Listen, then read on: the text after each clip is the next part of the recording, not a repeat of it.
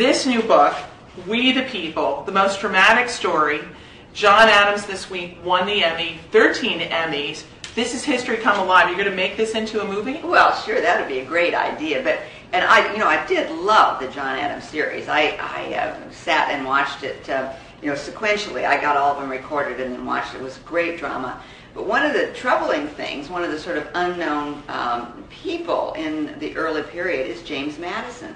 People don't know enough about him. He was clearly the motivating force behind the Constitution. He wrote the Federalist Papers along with Alexander Hamilton and John Jay. Madison's, maybe 5 or 10 things he said are very famous. One of them is, if men were angels, no government would be necessary.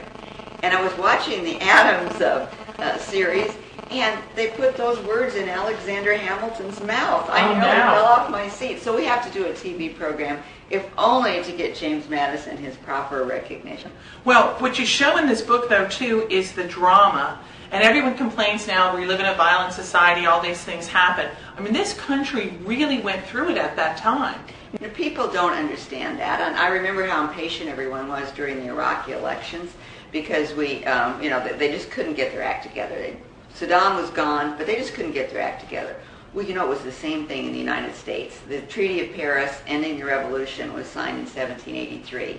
We thought everything would be okay, but then it wasn't. The states were fighting with one another. Congress couldn't pay its bills because the states wouldn't raise taxes.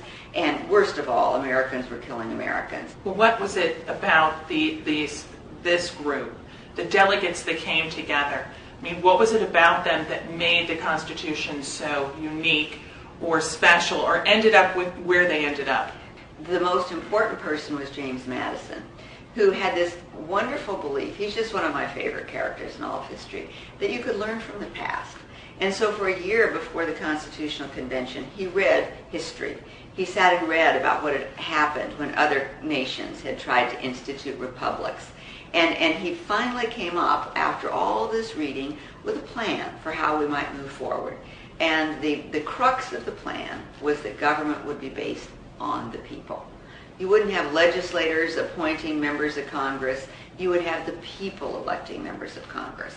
You would have the president elected indirectly by the people. That's why we the people is such an important phrase.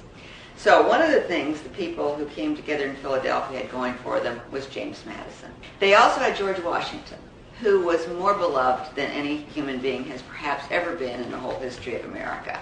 Everyone remembered the Revolution when he'd taken us through a very dark time. Everyone remembered that afterward they wanted to make him king, and he said, no, that wouldn't be right for this country. George Washington was loved by everyone. So the fact that he came to Philadelphia made whatever the delegates decided more likely to be approved. So they had that going for them. The third thing they had going for them was Ben Franklin, who was just an amazing person. He was old by this time and not well. Some people are 81 and they're just like little spring chickens, but Ben couldn't walk. He had gout, he had kidney stones, and every day 4 convicts from the Walnut Street jail would go to his house with a sedan chair, and Ben would manage to get into it, and then they would pick him up and carry him to Independence Hall. Well, the illustrations in here really make you feel like you're in the center of the greatest brawl of all time. The illustrator and I, a wonderful man named Greg Harlan, such a talented artist. I really know this period, and I don't know any illustrations of it through the whole course of history since the Constitution that are this fine. They're really good. But Greg does have a special gift for making you feel you're there. A few times he and I worried, is this image too strong for kids? There's one where Gouverneur Morris is very angry. The small states are saying that if they don't get their way, they're going to walk out. And Gouverneur Morris is so angry. He was a big guy. He had a wooden leg. He had a cane that he pounded. That picture, it's a strong one for little kids.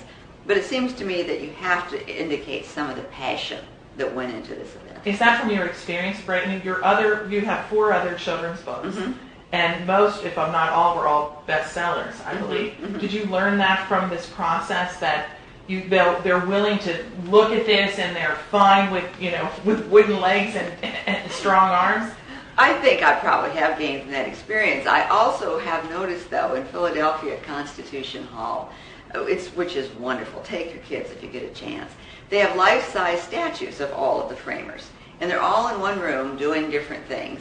The kids really love Gouverneur Morris, the guy with the wooden leg. You know, he's kind of tall, and they just go over, and his statue's got its edges all rubbed where the kids have touched it. So, you know, when you're a writer, you found a pretty dramatic figure when you find someone that you see kids relating to.